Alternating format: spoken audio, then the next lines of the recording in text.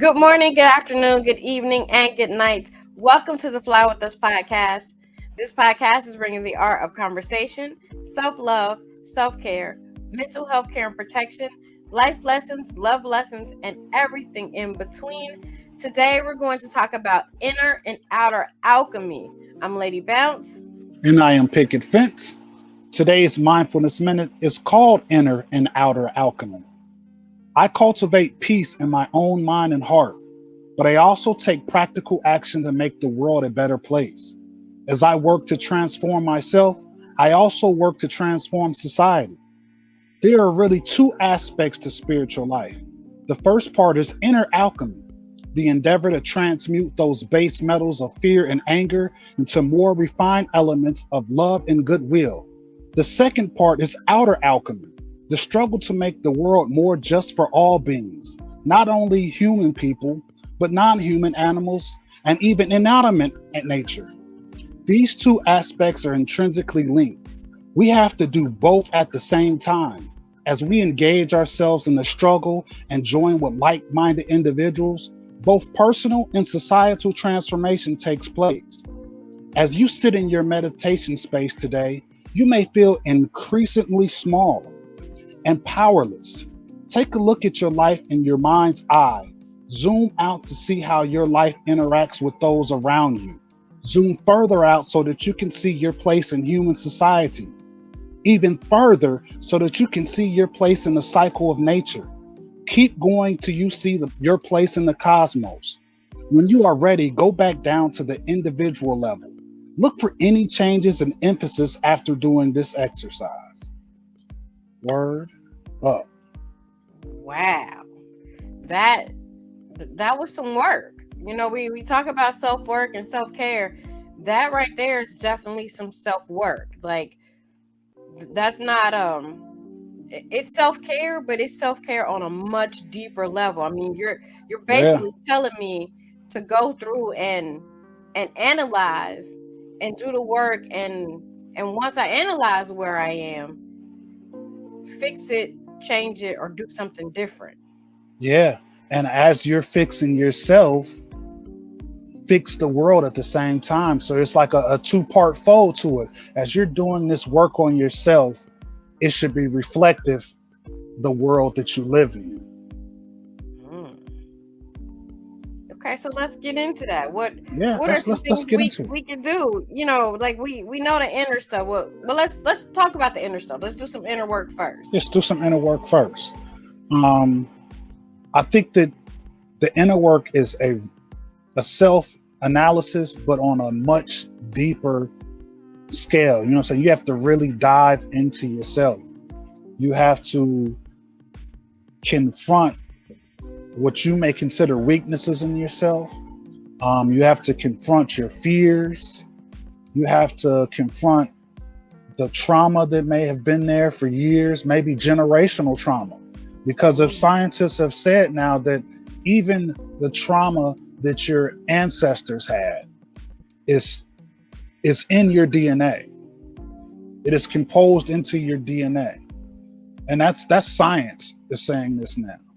Wow. So, you know, when you're really going into that self-work, you're gonna be really doing some work. Yeah, but I don't want to work. That don't feel good. It's not comfortable. Exactly. And that's why most people don't do the work. They, So they, what are they some easy ways that we can ease into doing the work if we're not prepared to go as deep as like what the mindfulness minute said? What are some things I can do right now that will get me started on the path to inner work, to the inner alchemy? um I would say well, it's not, I was going to say simple, but it's not simple either. I still have difficulty to it this day, every day trying it. Is, of course, the big word is now meditation, which could be a lot of different things. There's guided meditations, there's musical meditations, um, but there's also just taking silence.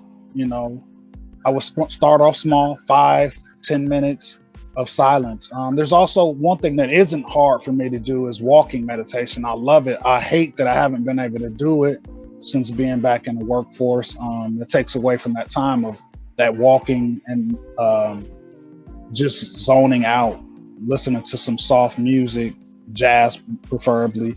And that's a simple thing that you do. Is not simple, said it again, but that's a start. Start with things like meditation. Self-work can also be paying real close attention to what you're eating. Self-work could be, like it said, find like-minded individuals. If you take analysis and realize that some of the people that you're around may not be in sync with you or in sync of where you want to be, you might have to dial it back from there. Doesn't mean you stop being friends with them. It just means that you need to start building a team of people who are on the level of where you see yourself to be. We've actually talked about that before, about putting yourself in a circles of people that are doing what you want to do, or people who have the goal or the job that you want. You put yourself in those circles so that you start using the language that they're using. You start learning the things that they've learned and doing the things that they do, to propel yourself to the next level. So, that part is fairly easy, as far as putting yourself in the right places. And even if you can't put yourself in necessarily the right places where you want to be with those, those people doing what you're doing or what you want to do, at least make a conscious effort to not put yourself in spaces where you should not be, or spaces that are going to be harmful to you mentally, physically, or even to your career. You really, when you start moving up in the world, you have to watch what you do and watch who you're around, because the wrong decision, the wrong friend, the wrong moment could, ruin everything or cost you everything. Yeah, definitely. Let's talk about deeper self-work.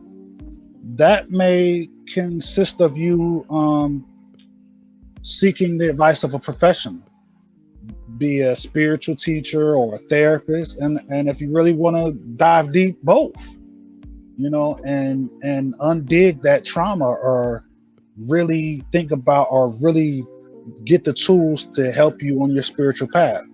If you're just seeking a spiritual teacher, he'll give you those tools. A good spiritual teacher will give you those tools. If you're trying to unbury trauma and deal with it, I would suggest getting a therapist, and that will help you with that self-work. And that's on a deeper level. Those things are probably not going to be as easy as silence or walking meditation or eating and separating yourself from people. Those are the easier things to do than sometimes the spiritual work or the therapeutic work. Now, on the second part, like you said in the mindfulness minute, is making the world around you better. And a lot of us think of ourselves as so small, like, I can't do anything to make this. I'm one person, a grain of salt. I can't do anything to make this world better, because we all see the world deteriorating. But there are small steps that you can do to make the world better. I'll give you a couple. Okay. Us being elder statesmen now, not the elder council, but elder statesmen, we're on that, we're going to that level. You could mentor a younger person. And this person could be 10, 20 years younger than you, or it could be a child. Mentor, tell them the things, give them stories, things that you've gone through. Listen to their stories. You have to listen too, because they'll tell you what they need, and maybe you can help them with the things they need. Another real simple one that really irks my nerve when I see people do the opposite is clean up your neighborhood. Make your neighborhood look better by stop leaving your Patron bottles at the H stop sign. Stop throwing your McDonald's trash out on the street in your own neighborhood. You pulled up to your house. Why would you leave your trash on the street? You could have took it in the house and threw it in the trash can. That's something simple. Or even if it's not just in front of your house, if you see trash, pick it up. I know you don't want to touch trash, maybe we all need to invest in them little grabber things that the city people have, or the Pope thing. But that's something that you could do is clean up your neighborhood. Um, and people like us, you could teach people about self-care, because it's a hard world out here. And a lot of people don't know that there are simple things that you can do to bring yourself some type of peace and calm. We try to give you something every day that there's little to no cost that you can do. On a bigger scale, this is something that my mother used to always say. I only saw her do it a couple times, but every time she saw an issue, this is what she would say. I'm going to write a letter. Write a letter.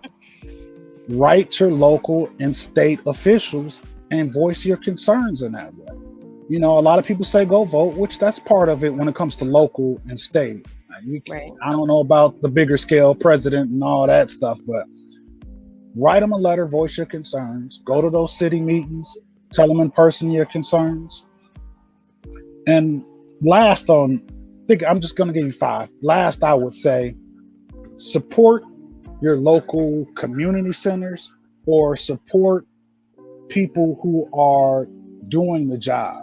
Like, you might not have a lot of time to have a group mentoring session, or you might not have the money to have a facility for your community to come and meet, but you can support those people that are already doing those things.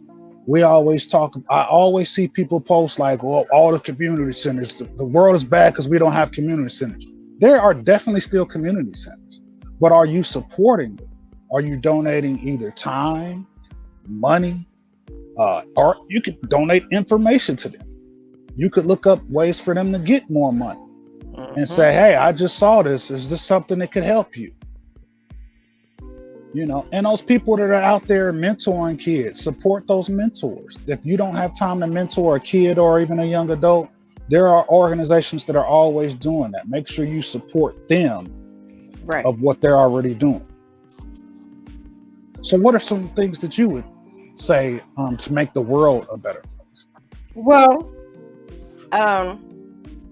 one of my favorite mottos from Maya Angelou said, no one can do everything, but everyone can do something.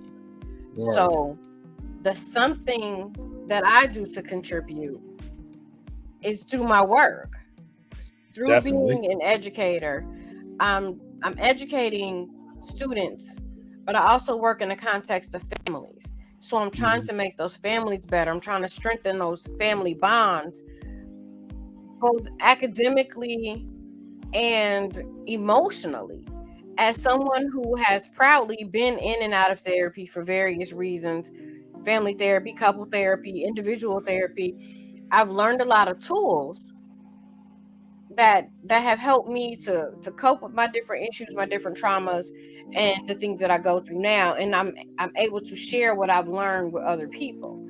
I also take lots and lots and lots of hours of professional development, and I have multiple certificates and diplomas in the area of mental and emotional health, as well as the trainings that I do for my job. So just in that reach, the families I work with, that's part of my community. If I can help strengthen the families in my community, maybe we won't see the McDonald's thrown out the window, because that person is somebody that I've talked to and I've impacted, and they're taking pride now in their neighborhood, or taking pride in somebody else's neighborhood. Just because, you're riding through a neighborhood and it's not your neighborhood, still doesn't mean that it's okay to throw trash out the window. You know what I mean? Like, that's not okay, because even though you don't live there, somebody else does. So if I can make an impact that way, through the families that I work with every day, then that's one thing that I can do, and I definitely pride myself on doing that. I'm also, a pillar in my community. And while I may not always have the time to do everything, I do enough stuff, both visually and behind the scenes, to make my community better. We were very instrumental last year in helping to plan and put on the Dayton African American Cultural Festival. aside from the fact that we did 2 really dope live shows at the festival, we were on the planning committee. Not a lot of people knew that, so that's what I mean when I do things that nobody can see. I just do it because it needs to be done. I don't have a problem, stepping in and doing what needs to be done for my community to benefit my community. Same as this year, we're going to be more visual, more visible in this year's festival, this year's African American Culture Festival, because not only are we helping to plan it, we are both in the fashion show, and we are both, we are the couple that will be getting married, or in our case, renewing our vows, at this year's festival. And so we've contributed a lot in that regard just to help get the message out. The theme for the cultural festival actually came from something that you study in your spare time, which is Afrofuturism, which not a lot of people know that because you don't brag on yourself a lot, but I will gladly sit here and brag on you and say that this year's theme is because of you. It was your thought, it was your brainchild. So you've been very instrumental in helping to make the festival what it is going to be this year, down to the ideas, and even the clothes that are going to be modeled in the fashion show are going to be original pieces based on the theme you came up with of Afrofuturism. And then there's the whole Knowledge Cipher series that you're going to be a huge part of, you and Stephen Muhammad. So, we do things like that. I do things like that. You also, you and your crew have the Gym City Get Down, and that impacts our community in a lot of ways. First of all, the person who benefits from the event, who gets the money, their charity is going to flourish and do well. But on a grander scale, it sends out the message that hip hop can be good for the community. The right kind of hip hop can save America, in my Manny Faces voice, because he always says that. The greatest podcast, he says, hip hop can save America. So in that regard, what you guys are doing with the Gym City Get Down is changing the face and the connotation that people think of when they hear hip hop. Because typically they only think about the negative aspects, the doom and gloom, the guns, the drugs, the violence, the misogyny, things like that, and not realizing that there's this whole other pocket of hip hop that they're completely missing out on, because the negative is what, gets put out there more, and that's what's more in your face. So you guys are changing the way people see and think of hip hop. So that impacts us, globally as a community, because then some of the music that's played at the Get Down, maybe somebody will say, well, I've never heard of this artist. Let me go research this artist.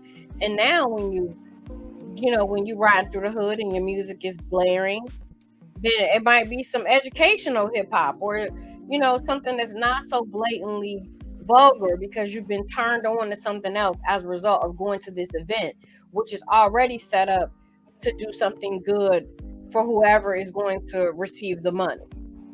Or So I mean that I think that's just pretty dope. We do a lot of stuff.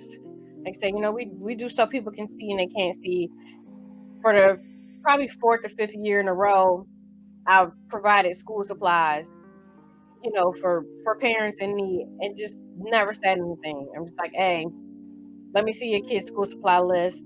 Let me go in my basement and see what I got. And most of the time, just about everything that's on their list I have, except, I don't keep boxes of tissues on stockpile, or hand sanitizer, or Ziploc bags. But other than like those things, anything that's on somebody's school supply list, I can typically, go in the basement or go in the garage and find it. And I give that stuff for free. And I mean, the thank you is nice, but I don't even necessarily need to thank you. I just want to do something for somebody else, because that's my way of giving back. And if it helps one parent, or 2 parents, or a parent that has multiple kids going to school and you can't get school supplies for all of them, I've been able to do that, and that feels good. So that's me impacting in other ways. If I can take the burden off of a parent from, having to get school supplies, and then they can use that money for lunch, or they can use that money for uniforms, or to pay a bill with, then I feel like I'm doing my part to help impact my community in a positive way. Yeah, so I mean, there are lots of things that you can do to help your community as you're doing the work for yourself. Like I said, it's a two-part thing. You want to be working on self and society at the same time. It may seem like a hard, daunting task, but it's something that we can all take a little baby steps at. Work on yourself and work on the community, because if you're working on yourself, you want to be placed in a better environment, and that Hmm. doesn't necessarily mean leaving your environment. There are things that you can do to improve the environment that you're currently in, Right. and I think that's when it's talking about when we talk about inner and outer alchemy, when it comes to working on self and the self around you. It's more about being omnipresent, as we, no matter what religion you study, is what God is. God is everywhere. And when you're working on yourself and you're working on becoming more God-like, you want to see the God in everything. And sometimes you may not see that, but there are small things you can do to start to see that. Like the mindfulness minute said, first link up with people that are like-minded. And that's not even a number. I don't have to say that that's first. That's one thing that you can do, is hook up with like-minded people. Right. Like I said earlier, and if you don't have the time to do so many things, make sure you support people who are doing these things to make your community better. And that includes teachers. That includes people who are going in the hood, giving out books and having these back to school giveaways where they're giving away school supplies. That includes your city people, who sometimes people are just running to run, but sometimes there are people who would really like to get a lot more done, but they don't have a support system, because they get in there, say like a city commission, there's however many people, and Mm. maybe only two people are really trying to affect change. So you, as your like-minded community, needs to go and support those two people, because Right. they're up against a wall.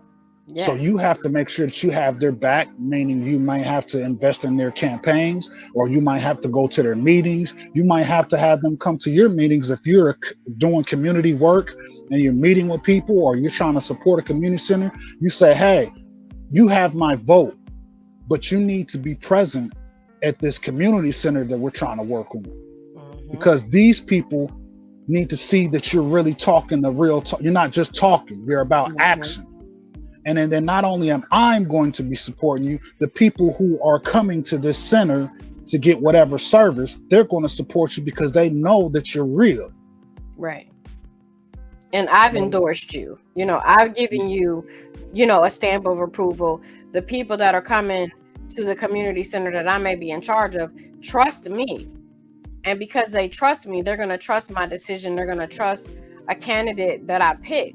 So it is important that if you are a candidate and you're running for something, that you're really going to stand on what you're running on, yeah, because and that people that are putting doesn't mean their just a faith in photo you. op. Right. Exactly. That doesn't mean a photo, because we've seen a lot of photo op candidates. You Yes. only see them when they're running. I'm Yes. talking about after you're already there, or before you get there. I should see you Right. and see you doing the work.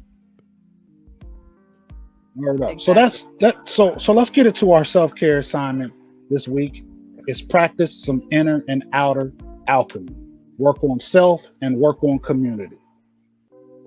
Word.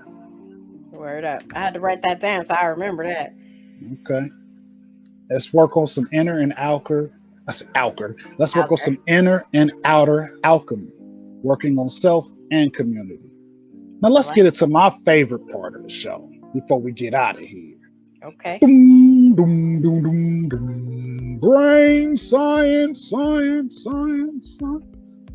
All right. So this week we've been talking about the inner and the outer alchemy. You can say that 3 times fast. Boy, that's a tongue twister. So Right. we've been talking about that and about working on yourself and working on the outer at the same time. And um today's brain science is about working on the outer, but how it benefits the inner. Right. So 3 benefits of volunteering. Volunteers make an immeasurable difference in people's lives and often serve with the intention of helping others. But did you know that it can benefit your health as well?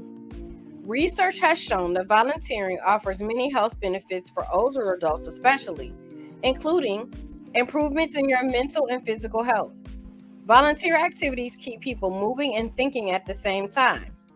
Research has found that volunteering among adults aged 60 and over provided benefits to physical and mental health, and volunteers report better physical health than do non volunteers. Research also has shown that volunteering leads to lower rates of depression and anxiety, especially for people 65 and older. Volunteering reduces stress and increases positive, relaxed feelings by releasing dopamine. By spending time in service to others, volunteers report feeling a sense of meaning and appreciation, both given and received, which can have a stress reducing effect. Reduced stress further decreases risk of many physical and mental health problems such as heart disease, stroke, depression, anxiety, and general illness. In addition, a longitudinal study of aging found that individuals who volunteer have lower mortality rates than those who do not, even when controlling for age, gender, and physical health. Wow. All Wow. right. So, volunteering also provides a sense of purpose and teaches valuable skills. The work that volunteers provide is essential to everyday activities, which gives volunteers a sense of purpose, especially when they in areas that they find meaningful. Older volunteers experience greater increases in life satisfaction and self-esteem. At the Mayo Health Clinic system, they serve as greeters and waiting room attendants. They provide patient room information and directions and assist in transporting patients and patient items. Many volunteers use their craft skills to make prayer shawls, blankets, sweaters, and hats, which are typically given to newborn babies and patients with cancer. Other services they provide include working in the hospital gift shop, performing clerical duties for staff, or offering pet therapy to patients through the Pause Force team. Number three, you get to nurture new and exciting relationships. Volunteering increases social interaction and helps build a support system based on common interests. One of the best ways to make new friends and strengthen existing relationships is to participate in a shared activity. Dedicating time as a volunteer helps to expand your social network and practice social skills with others. Volunteers at the Mayo Health Clinic system have a variety of backgrounds, but share a desire to care for the health and welfare of people in their community. Are you interested in becoming a volunteer somewhere? There are a wide variety of volunteer opportunities in every community, whether you are interested in serving youth, environmental activities, health, religious, or community causes. Check with local nonprofit and cultural organizations like schools, faith communities, or hospitals for options. Or consider joining the Mayo Health Clinic system in your area. They make a difference in the lives of patients and staff. Sign up at a location near you.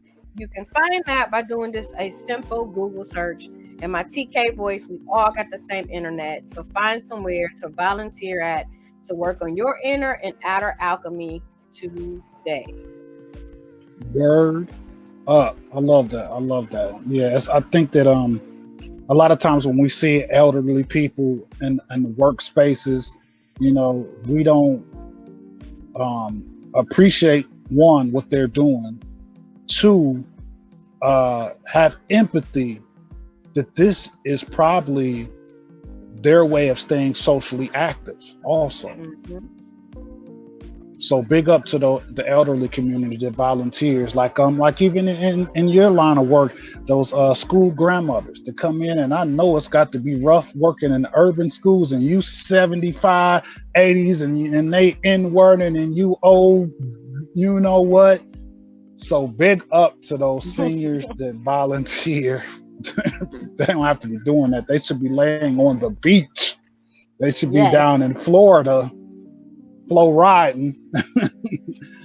So big up to them, and that's another thing, capping off the show before we get out of here, is make sure you check on your elderly people. If I know you don't want to check on a stranger. I can understand that, but the older people in your family, call them and say what up. What up. What you doing? What? What? You eat today? What you eat today? Right. You made some of that cornbread you used to make back in the day? Word up. Well, that's our show for this week. You know, you can find us anywhere you find your favorite podcast. It's your boy Picket Fence. I'm your girl, Lady Bounce. We out of here. Peace.